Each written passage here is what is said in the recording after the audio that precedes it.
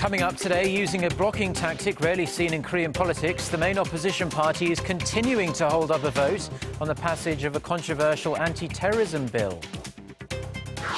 China and the United States make significant progress on a UN Security Council resolution for North Korea's recent nuclear test. A draft could be agreed in the coming days. First, Seoul's presidential office says the deployment of a U.S. missile defense system to the south is a sovereign decision. It says the nation has a right to defend itself from the threats posed by North Korea. Stay tuned for these stories and more.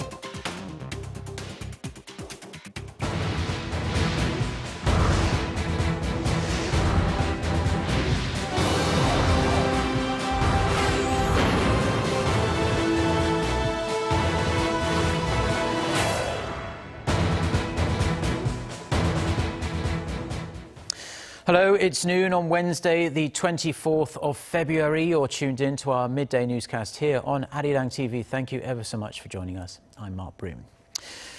Our top story this afternoon. The United States and China appear closer to finishing their adjustments on UN Security Council sanctions to impose on North Korea. The two powers' top diplomats say important progress has been made on measures designed to make Pyongyang pay for its recent nuclear test and long-range missile launch. Gwon-swa starts us off. Wrapping up talks in Washington on Tuesday, Chinese Foreign Minister Wang Yi and U.S. Secretary of State John Kerry both said significant progress had been made on the adoption of a UN sanctions resolution against North Korea for its latest provocations. Important progress has been made in the consultations, and we are looking at the possibility of reaching agreement on the draft resolution and passing it in the near future. There is no question that if the resolution is approved, it will go beyond anything that we have previously passed. Kerry added that the draft was in the appropriate evaluative stages, indicating it'll be hard to predict when the adoption will come, although there has been word it could happen as early as this week. Kerry and Wang also shared their thoughts on resuming the long-stalled six-party talks, including North Korea, on the denuclearization of the Korean peninsula. But the Chinese minister reiterated Beijing's two-track approach to Pyongyang that stresses the importance of dialogue, while also calling for concurrent peace treaty talks. Earlier this week, the U.S. revealed that North Korea had made a proposal recently, but that those talks could only happen if denuclearization remained the top priority. On the planned deployment of a U.S. missile defense system known as THAAD to the Korean peninsula, Kerry said that if we can get to denuclearization, there is no need to deploy THAAD, in a move to reassure Wang that it won't pose any threat to China. Although the Chinese are deeply opposed to the planned deployment, Wang did not offer a direct comment on the issue Tuesday, but did say related countries should refrain from actions that could heighten tension on the Korean peninsula. Gwon-swa, Arirang News. And speaking of the controversial THAAD deployment, China is ratcheting up its objections to South Korea's planned deployment of the U.S. missile defense system. China's ambassador to South Korea has warned that the move could destroy South Korea-China relations, but Seoul says it's only exercising its right to defend itself. Han Da-eun has more. The presidential office of Cheong Wa Dae has once again made clear that it'll deploy the THAAD U.S. missile defense system on South Korean soil to protect the nation from North Korea's continual threats, no matter how strongly China objects. Presidential spokesman Chung Yun-guk told reporters Wednesday a THAAD deployment is part of South Korea's arsenal of countermeasures against North Korea's provocations based on its right to defend itself. He added China should be aware of that. His comments came a day after China's ambassador to South Korea, Cheong Wa Dae, lashed out, saying that the THAAD deployment could destroy Korea-China relations, quote, in an instant. Seoul's foreign ministry has asked the Chinese embassy for an explanation. Washington has echoed Seoul's view on self-defense. U.S. Pacific Commander Admiral Harry Harris on Tuesday called China's attempt to wedge itself between Seoul and Washington over a missile defense system designed to defend Americans and Koreans on the peninsula preposterous. He said if China was truly concerned, it would and should intervene with North Korea to convince it to end their cycle of provocations. South Korea and the U.S. are set to start working-level talks soon on the deployment of the controversial missile defense system. 한다은, Arirang News. Now, the South Korean military says it will counter any provocations from North Korea in response to the North's latest threats. The Joint Chiefs of Staff released a statement on Wednesday saying that Seoul will retaliate against any provocations and make Pyongyang pay. North Korea on Tuesday threatened to launch a preemptive strike against any provocations from South Korea or the U.S., vowing to target the South Korean presidential office of Cheong Wa Dae, U.S. military bases in the Asia-Pacific, and even the U.S. mainland.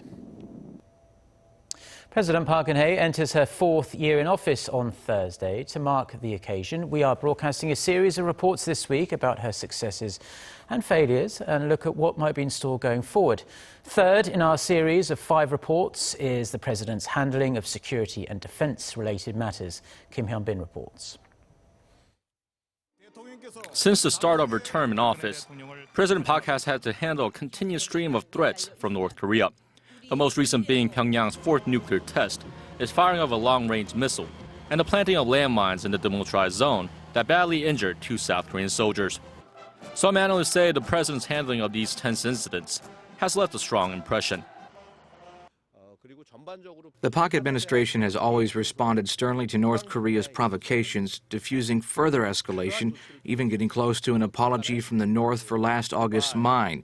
But the real test is how her administration will enhance its defense structure for the remainder of her term to better counter the regime's threats, including its nuclear capabilities. Pyongyang has been enhancing its ballistic missile and nuclear capabilities. In order to combat this growing threat, Seoul decided to address the possibility of deploying the U.S. Terminal High Altitude Area Defense to the peninsula. Prior to the regime's missile testing early this month, the Korean government had been adhering to a so-called no principle on the issue, as in no request, no consultation, no decision. The government has since backed off its 3-no policy and has instead shifted its focus to put national interest at the forefront. The sudden change garnered controversy. The government should have made it clear from the start that the deployment of THAAD would be decided upon based on national interest.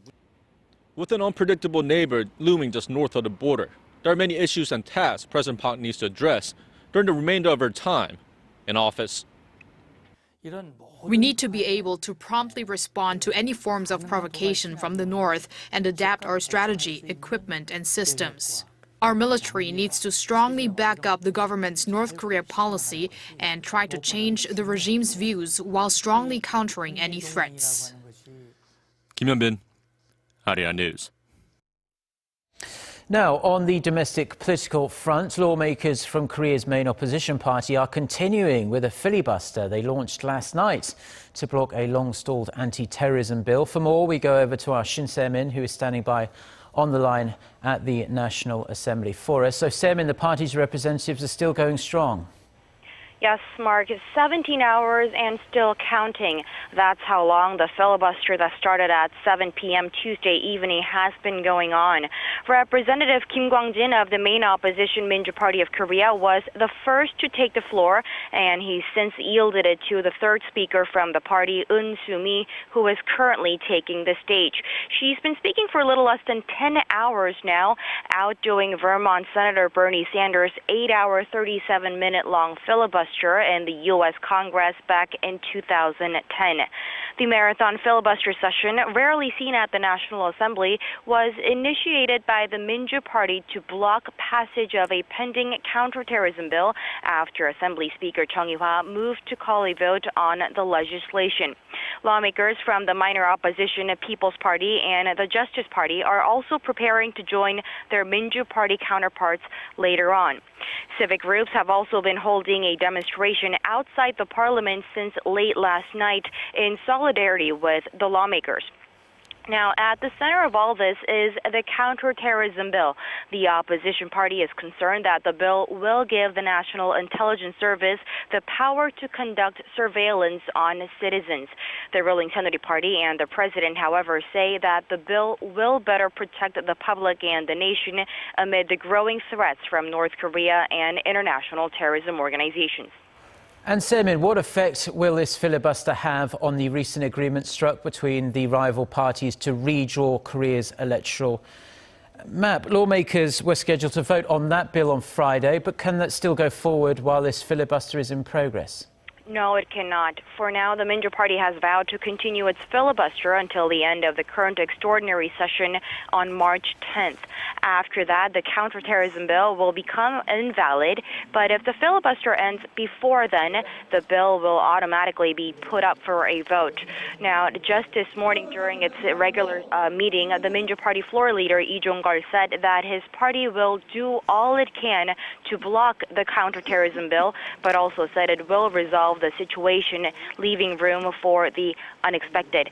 At the same time, the rival parties have agreed to vote on the bill redrawing Korea's electoral map on Friday during its regular session, so we'll have to see whether the filibuster will bulldoze and jeopardize Korea's electoral map bill. That's all I have for now. This is Shin Se-min reporting from the National Assembly. Thank you very much, Semin, for that report. Now, job creation, not just the number of new jobs, but also improving the quality of the jobs through reforms, stand as the biggest challenge facing the Korean government. Chairing an economic consultation meeting on Wednesday, President Park Geun-hye once again repeated her call for lawmakers to pass a package of labour reform bills, saying all four must be passed together to have the desired effect. President Park listed work-life balance as a key goal of her labour reforms, and that working mothers struggling to achieve that should get support from employment zones set up at the nation's chain of innovation centres. Stressing the need of institutions and education reform, she also suggested universities come up with their own plans to better foster students in the way they can meet employers' demands and easily find jobs. U.S. oil futures slid nearly 5% on Tuesday after Saudi Arabia ruled out any production cuts. West Texas Intermediate for April delivery settled at $31.87 a barrel on the New York Mercantile Exchange, down 4.55%. Brent crude futures slid over 4% to $33.24. This all comes after Saudi Arabia's oil minister killed off hopes of a production cut at an energy industry conference on Tuesday. Saudi Arabia and Russia had proposed to freeze oil output at January levels in an effort to stabilize the market if other major producers did the same. The Saudi minister said more meetings on the potential freezes will be held in March, but Iran, just freed of Western sanctions, is seen unlikely to agree to an output cap. Samsung's Galaxy S6 Edge smartphone has grabbed the top award at the Mobile World Congress 2016, currently taking place in the Spanish city of Barcelona. In addition, the Korean company's Gear S2 smartwatch received top honours for the best connected consumer electronic device in the Best Mobile Handsets and Devices category. Receiving the award, Samsung's mobile communications president, Go-Dong Jin, said the company remains committed to providing devices inspired by consumers and has always focused on progress and innovation. Now, a number of tech startups are under the spotlight at this year's Mobile World Congress in Barcelona. For a look at some of the smartest new products from the smaller firms at the expo, our Kim Ji-yeon reports. This year's Mobile World Congress is not only an invitation for global tech giants to step up, but it's also a great business opportunities for startups and their creative inventions. Korean startup Dot has unveiled the world's first Braille smartwatch for the visually impaired. The face of the device is covered in 30 Braille dots. They can be used to help the user type and send messages. A special module set meant the watch could be shrunk to a wearable size. It also ensured the device could come with an affordable price tag of $300. Dot says it plans to sell its products starting next year in G20 countries and hopes to develop the world's first Braille pad in the near future. We worked with a lot of visually impaired people to maximize their sense of touch using Braille. In the process, we learned that one of their biggest worries was that they could break it easily since they're not used to handling sophisticated devices on their own. So we addressed their concerns by fitting the device with the strongest aluminum material we could find. This smartphone case by Korean startup 24/7 is equipped with a stun gun for emergency protection. With the flip of a switch located on the back of the phone, the case can emit up to 100,000 volts of electricity and notify police in under 2 seconds. 24/7 says the device is easy and safe to use. This one's really safe because unless you put your finger in it, safety finger, it's not going to be activated. And we also have the safety button. You're going to have to push it up to activate it. So actually you're going to have to put your fingertip, and then after that you're going to have to push it up to activate the stun gun. So it's pretty safe when you're on the phone. 24/7 thinks participating in the MWC will help them realize their goal of finding a business partner so it can launch products in other countries, in particular in the U.S. and Europe. The startup says it wants to launch its app called Vault around May and the phone case sometime during the second half of this year. Kim Jian, Arirang News, Barcelona.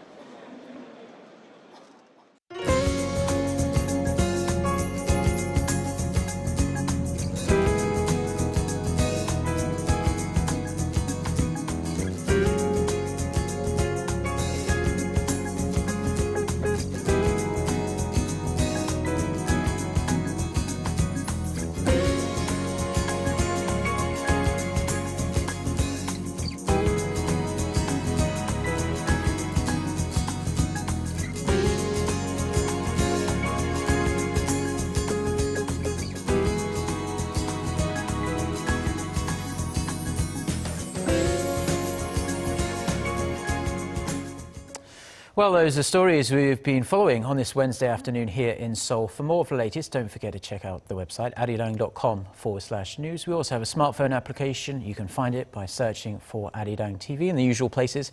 Have a wonderful rest of the day. Goodbye.